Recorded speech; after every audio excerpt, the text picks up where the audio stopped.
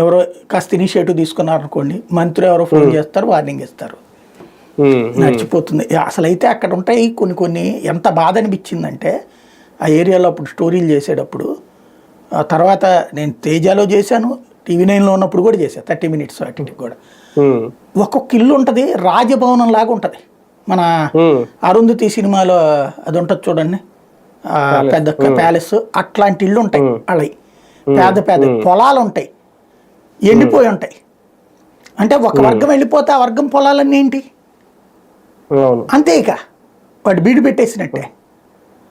ఇది ఇవాళ జరగట్లేదు, దశాబ్దాలుగా జరుగుతోంది.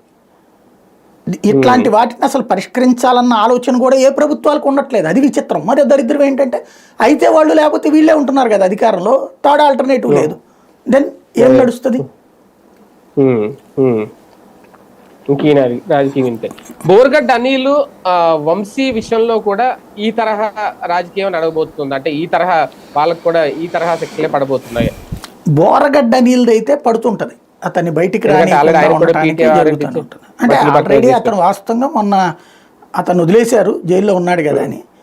బట్ బయటికి వచ్చేటందుకు అతను కొన్ని డ్రామాలు వేశాడు, దాంతో మళ్ళీ గవర్నమెంట్ నోటీస్కి వచ్చింది.